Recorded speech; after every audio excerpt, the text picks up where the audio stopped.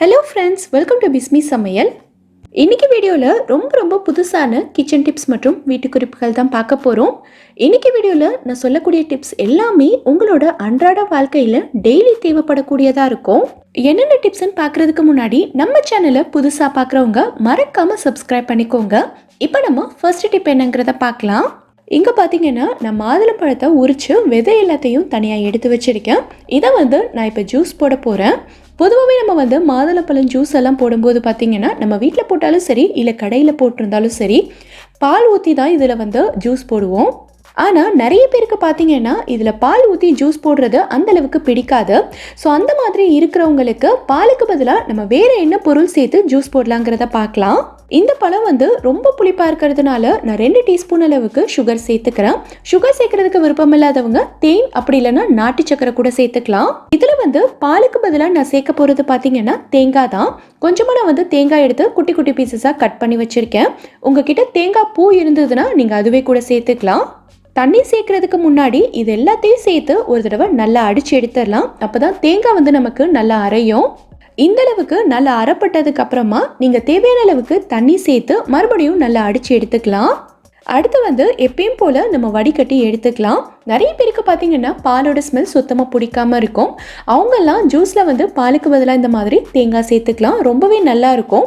தேங்காய் சேர்த்து செய்யும் போது இதோட டேஸ்ட் பார்த்திங்கன்னா நல்லா ரிச்சாக இருக்கும்.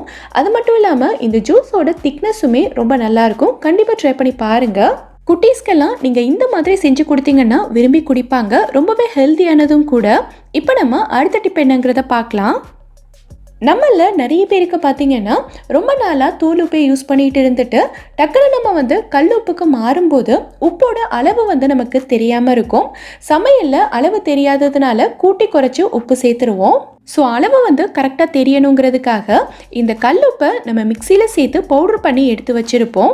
இந்த உப்பை நம்ம அப்படியே மிக்சியில் சேர்த்து பவுடர் பண்ணோன்னா உப்பு அப்படியே கட்டி கட்டியாக இருக்கும். அது மட்டும் இல்லாமல் கொஞ்ச நாளையிலே பார்த்தீங்கன்னா உப்பு தண்ணி விட ஆரம்பிச்சிரும். ஸோ உப்பு கட்டி கட்டியாக ஆகாமல் நல்லா ஃப்ரீ ஃப்ளோயிங்காக இருக்கணும் அப்படின்னா நீங்கள் பவுடர் பண்ணுறதுக்கு முன்னாடி உப்பு ஒரு பேனில் சேர்த்து லைட்டாக வறுத்துக்கோங்க. ஸ்டவ் ரொம்ப கம்மியான நெருப்பில் தான் இருக்கணும். இதை நீங்கள் 1 நிமிஷத்துக்கு மட்டும் வறுத்துக்கிட்டா போதும். இந்த உப்பை நீங்கள் கையில் தொட்டு பார்த்தீங்கன்னா லைட்டாக வெது வெதுப்பாக இருக்கணும். ஸோ இந்த டைமில் நம்ம ஸ்டவ் ஆஃப் பண்ணிக்கலாம். இப்போது இதை ஒரு சின்ன மிக்ஸி ஜாரில் சேர்த்துட்டு நல்லா பவுடர் பண்ணி எடுத்துக்கலாம். இப்போ பார்த்தீங்கன்னா இந்த அளவுக்கு இருக்குது. இந்த உப்பு உங்களுக்கு கட்டி கட்டியாக ஆகாது. நல்ல ஃப்ரீ ஃப்ளோயிங்காக இருக்கும். அது மட்டும் இல்லாமல் இது உங்களுக்கு ரொம்ப நாளைக்கு தண்ணி விடாமல் அப்படியே இருக்கும்.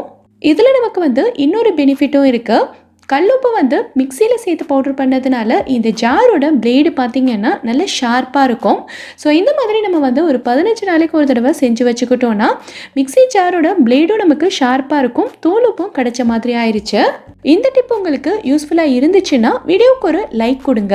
இப்போ நம்ம அடுத்த டிப் என்னங்கிறத பார்க்கலாம். நம்ம எல்லாருமே குழம்பு வைக்கும்போது பார்த்தீங்கன்னா தக்காளியை குட்டி குட்டியாக கட் பண்ணி தான் சேர்ப்போம். தக்காளி நல்லா வெந்து தோலெல்லாம் பிரிஞ்சு வந்தால் தான் குழம்புல நல்ல டேஸ்ட் இருக்கும். அது மட்டும் இல்லாமல் குழம்புக்கும் நல்ல திக்னஸ் கிடைக்கும். ஆனால் இப்போ வர்ற தக்காளி எல்லாம் பார்த்தீங்கன்னா சரியாகவே வதங்க மாட்டேங்குது. நம்ம எவ்வளோ நேரம் வதக்கினாலும் சரியாக மசிஞ்சு வராமல் அப்படியே முழுசாக தான் இருக்கும். ஸோ குழம்புல நம்ம தனித்தனியாக எடுத்து வச்சுட்டு சாப்பிட்ற மாதிரி தான் இருக்கும். இதுக்கு ஒரு சிம்பிளான ஐடியா இருக்குது. எல்லார் வீட்லேயுமே இந்த மாதிரி கேரட் துருவுற கிரேட்டர் இருக்கும். ஸோ இதில் நம்ம தக்காளியை துருவி எடுத்துக்கலாம். தக்காளியை கட் பண்ண வேண்டியதில்லை, அப்படியே வச்சுட்டு நம்ம துருவிக்கலாம். இந்த மாதிரி துருவும் போது தக்காளியோட தோல் அதோட தண்டு பகுதி எல்லாமே நமக்கு தனியாக வந்துடும். தக்காளியோட தோல் கொஞ்சம் கூட இல்லாமல் இவ்வளோ சூப்பராக வந்திருக்கு பாருங்கள். ஸோ இந்த மாதிரி நம்ம குழம்பு வைக்கிறதுக்கு யூஸ் பண்ணிக்கிட்டோம் அப்படின்னா தக்காளி சரியாக வேக மாட்டேங்குதுன்னு நம்ம ரொம்ப நேரம் வெயிட் பண்ண வேண்டிய அவசியம் இல்லை. தக்காளியும் சீக்கிரமாக வெந்துடும். குழம்புமே நமக்கு நல்லா திக்காக இருக்கும். குழம்பு வைக்கிறதுக்கு மட்டும் இல்லை, தக்காளி சாதம் தக்காளி குருமா செய்கிறதுக்கும் நீங்கள் இதே மாதிரி ஃபாலோ பண்ணிக்கலாம். ரொம்பவே யூஸ்ஃபுல்லாக இருக்கும்னு நினைக்கிறேன். கண்டிப்பாக ட்ரை பண்ணி பாருங்கள். இப்போ நம்ம அடுத்த டிப் என்னங்கிறத பார்க்கலாம். நிறைய பேருக்கு அடிக்கடி நெயில் பாலிஷ் போடுற பழக்கம் இருக்கும். ஸோ இதில் இருக்கிற ஒரு முக்கியமான பிரச்சனை என்னென்னா நம்ம நெகத்தில் நெயில் பாலிஷ் போடும்போது சுற்றி இருக்கிற இடத்துலையும் லைட்டாக படும். அடுத்து அதை நம்ம தொடச்சி எடுக்கிற மாதிரி இருக்கும். ஸோ இந்த மாதிரி பிரச்சனைகள்லாம் இல்லாமல் ரொம்ப நீட்டாக பக்கத்தில் இருக்கிற இடத்துலலாம் படாமல் நெகத்தில் மட்டும் எப்படி நெயில் பாலிஷ் போடுறதுன்னு பார்க்கலாம். இதுக்கு நம்ம யூஸ் பண்ண போகிறது பார்த்திங்கன்னா வேஸ்லின் தான். இந்த வேஸ்லின் வந்து கண்டிப்பாக எல்லார் வீட்லேயுமே இருக்கும். இதில் கொஞ்சமாக எடுத்துட்டு நெகத்தை தவிர சுற்றி இருக்கிற இடம் ஃபுல்லாக வந்து லைட்டாக அப்ளை பண்ணிக்கோங்க. ஸோ இப்போ வந்து நீங்கள் நெயில் பாலிஷ் போட்டுக்கலாம். இப்போ வந்து சுற்றி இருக்கிற இடத்துல பட்டாலும் பரவாயில்ல, நம்ம வந்து வேஸ்லின் போட்டிருக்கிறதுனால அது வந்து ஒட்டாது. ரொம்ப ஈஸியாகவே நம்ம வந்து அதை க்ளீன் பண்ணிக்கலாம். இப்போ வந்து ஒரு பட்ஸ் எடுத்துட்டு லைட்டாக ஓரத்தில் மட்டும் அப்படியே தொடச்சி எடுத்துட்டிங்கன்னா போதும், ரொம்ப ஈஸியாகவே வந்துடும். நெயில் பாலிஷும் உங்களுக்கு வந்து ரொம்ப நீட்டாக இருக்கும். உங்ககிட்ட வேஸ்லின் இல்லை அப்படின்னா வீட்டில் இருக்கிற தேங்காய் எண்ணெயை யூஸ் பண்ணிக்கலாம். நம்ம வேஸ்லின் அப்ளை பண்ண மாதிரியே தான் லைட்டாக எண்ணெயை தொட்டுட்டு அப்ளை பண்ணிக்கணும். இது யூஸ் பண்ணாலுமே உங்களுக்கு ரொம்ப சூப்பரான ரிசல்ட் கிடைக்கும். நம்ம வீட்டில் நம்ம வந்து காலையில் பிரேக்ஃபாஸ்ட்டுக்கோ இல்லை லஞ்சுக்கோ சாம்பார் வைக்கிறதுக்காக பருப்பெல்லாம் வேக வச்சோன்னா ஒரு சில பருப்பெல்லாம் பார்த்திங்கன்னா நமக்கு அவ்வளோ சீக்கிரத்தில் வெந்து வராது. நம்ம வந்து இது நல்லா வேகணுங்கிறதுக்காக நிறைய விசில் விட்டாலுமே இது வந்து நமக்கு நல்லா மசிஞ்சு வராமல் ஒரு மாதிரி முழுசாகவே இருக்கும். ஸோ காலையில் அவசரமாக சமைச்சிட்டு இருக்கவங்களுக்கெல்லாம் இந்த பருப்பை வேக வைக்கிறது ஒரு பெரிய தலைவலியாகவே இருக்கும். ஸோ இந்த மாதிரி பிரச்சனைகள்லாம் இல்லாமல் எந்த பருப்பாக இருந்தாலும் சரி 2 விசில் விட்டால் போதும், நல்ல குலைவாக வேகிறதுக்கு ஒரு சூப்பரான ஐடியா இருக்குது. நீங்கள் எப்போவுமே பருப்பு வேக வைக்கும் போது என்னென்ன பொருட்கள்லாம் சேர்ப்பீங்களோ அது எல்லாத்தையும் சேர்த்துக்கங்க. இப்போ இந்த பருப்பு நமக்கு சீக்கிரமாக வெந்து வரணுங்கிறதுக்காக இந்த மாதிரி ஒரு சின்ன பீஸ் அளவுக்கு தேங்காய் ஓடி எடுத்திருக்கேன். இதுலேருந்து நார் எல்லாத்தையும் நல்லா உரிச்சிட்டு இது வந்து கழுவி எடுத்திருக்கேன். இப்போ இதை வந்து நம்ம பருப்போடு சேர்த்து வேக வச்சிடலாம்.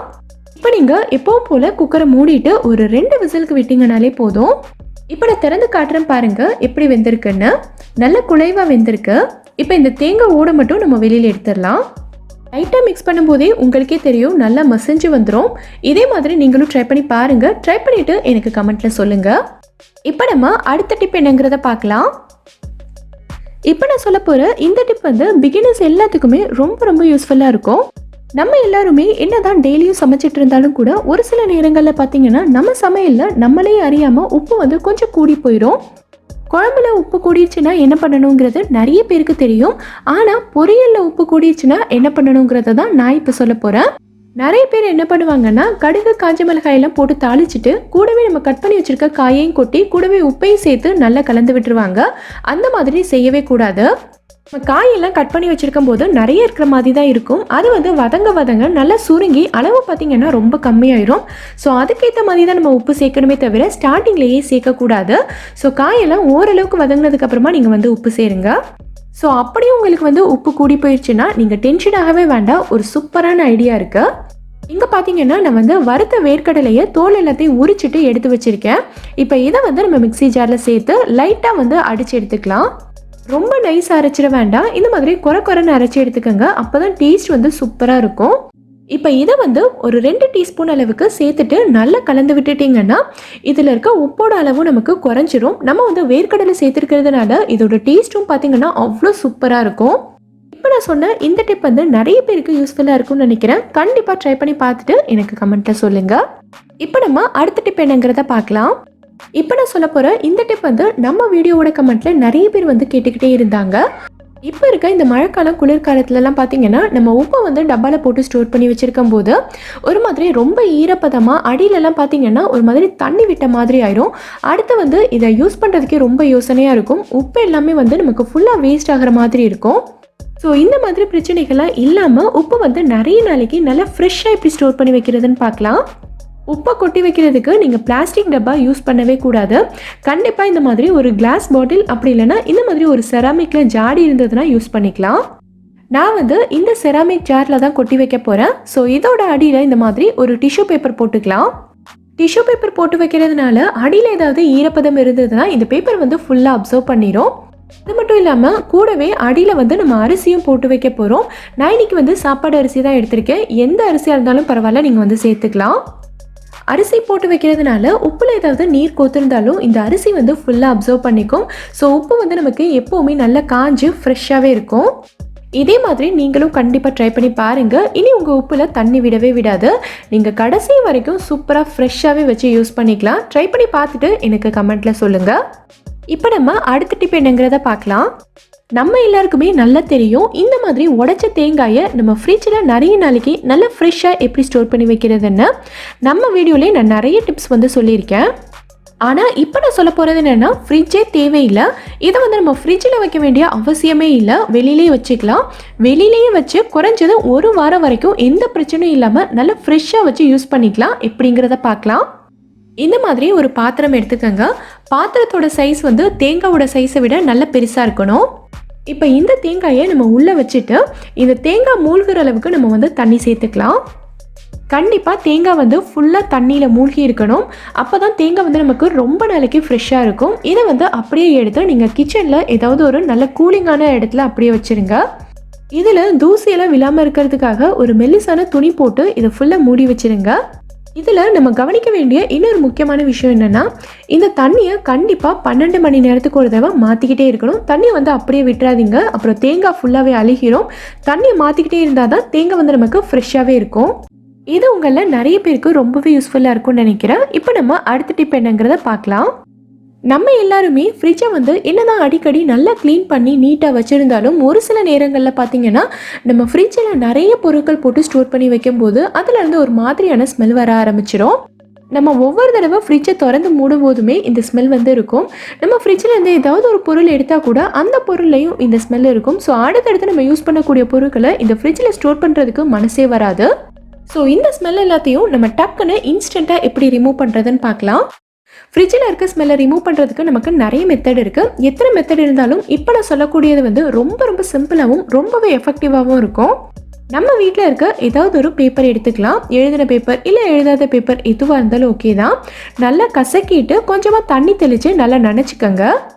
இந்த பேப்பரை வந்து நீங்கள் அப்படியே எடுத்து ஃப்ரிட்ஜில் வச்சாலும் ஓகே தான். நான் வந்து இந்த மாதிரி ஒரு சின்ன கிண்ணத்தில் வச்சுக்கிறேன். இதை வந்து நம்ம அப்படியே எடுத்துகிட்டு போய் ஃப்ரிட்ஜில் வச்சிடலாம். இது வந்து ஒரு 7லேருந்து 8 மணி நேரத்துக்கு ஃப்ரிட்ஜிலேயே இருக்கட்டும். அதுக்கப்புறமா நம்ம வந்து வெளியில் எடுத்துக்கலாம். இப்படி நம்ம செய்யும்போது ஃப்ரிட்ஜிலேருந்து வர பேட் ஸ்மெல் எதுவுமே நமக்கு சுத்தமாக வரவே வராது. கண்டிப்பாக ட்ரை பண்ணி பாருங்கள். இப்போ நான் சொல்ல போகிற இந்த டிப் வந்து உங்களில் நிறைய பேருக்கு ரொம்பவே யூஸ்ஃபுல்லாக இருக்கும்னு நினைக்கிறேன். நம்ம எல்லார் வீட்லேயுமே பொதுவாகவே இந்த மாதிரி ஒரு இட்லி பாத்திரம் இருக்கும். இட்லி மட்டும் இல்லை, இடியாப்பம் கூட இதில் நம்ம வேக வச்சுக்கலாம். இட்லி சுட்டு முடிச்சதுக்கப்புறமா இந்த பாத்திரத்தோட அடியில் பார்த்தீங்கன்னா ஒரு மாதிரி உப்பு கரை பிடிச்ச மாதிரி இருக்கும். இதை வந்து நம்ம டிஷ்வாஷர் போட்டு எவ்வளோதான் தேய்ச்சி கழுவினாலும் போகவே போகாது. நிறைய பேர் நம்ம வீடியோவோட கமெண்ட்டில் கேட்குறது என்னென்னா, இந்த பாத்திரம் வந்து புதுசான்னு கேட்குறீங்க. கண்டிப்பாக கிடையாது. இதை வந்து நான் 7 வருஷமாக யூஸ் பண்ணிகிட்ருக்கேன். இட்லி இடியாப்பம் மட்டும் இல்லாமல் சோளம், சக்கரவள்ளி கிழங்கு இதெல்லாம் கூட நான் இந்த பாத்திரத்தில் தான் வேக வைப்பேன். இந்த பாத்திரத்தோட அடியில் உப்புக்கரை படியாமல் இருக்கிறதுக்கு நம்ம என்ன பண்ணணும்னா, நீங்கள் தண்ணி சேர்க்கும் போது கூடவே ஒரு சின்ன பீஸ் அளவுக்கு லெமனையும் கட் பண்ணி சேர்த்துருங்க. லெமன் சேர்க்கும் போது நமக்கு கரைப்படியாது. அது மட்டும் இல்லாமல் நிறைய பேர் என்ன பண்ணுவாங்கன்னா, இட்லி வேக வச்சு எடுத்ததுக்கப்புறமா இட்லி தட்டை மட்டும்தான் கழுவுவாங்க. இந்த பாத்திரத்தில் இருக்க தண்ணியை அப்படியே கீழே கொட்டிட்டு காய வச்சு எடுத்து வச்சுருவாங்க. அந்த மாதிரி செய்யவே கூடாது. அப்படி நீங்கள் செய்யும்போது இதில் கரை வந்து ரொம்ப அதிகமாக படிய ஆரம்பிச்சிடும். நீங்கள் எவ்வளோ தேய்ச்சாலும் போகவே போகாது. ஸோ ஒவ்வொரு தடவையுமே இந்த பாத்திரத்தையும் நீங்கள் நல்லா கழுவிட்டு காய வச்சு தான் எடுத்து வைக்கணும். இந்த மாதிரி நீங்கள் மெயின்டைன் பண்ணிங்கன்னா எவ்வளோ வருஷம் ஆனாலும் சரி இந்த பாத்திரம் உங்களுக்கு நல்ல புதுசு மாதிரியே தான் இருக்கும். கண்டிப்பாக ட்ரை பண்ணி பாருங்கள். இந்த வீடியோவில் நான் சொல்லியிருக்க டிப்ஸ் எல்லாமே உங்களுக்கு ரொம்பவே யூஸ்ஃபுல்லாக இருக்கும்னு நினைக்கிறேன். எந்த டிப் உங்களுக்கு ரொம்ப யூஸ்ஃபுல்லாக இருந்ததுங்கிறத கீழே இருக்க கமெண்ட்டில் எனக்கு சொல்லுங்கள். இந்த வீடியோ பிடிச்சிருந்தா லைக் பண்ணுங்கள். உங்கள் ஃப்ரெண்ட்ஸ், உங்கள் ஃபேமிலி மெம்பர்ஸ் கூட இந்த வீடியோவை ஷேர் பண்ணுங்கள். மறக்காமல் நம்ம பிஸ்மி சமையலுக்கு சப்ஸ்கிரைப் பண்ணிவிட்டு பக்கத்தில் இருக்கக்கூடிய பெல் ஐக்கானை கிளிக் பண்ணி அதில் ஆல் ஆப்ஷனையும் செலக்ட் பண்ணுங்கள். தேங்க்யூ.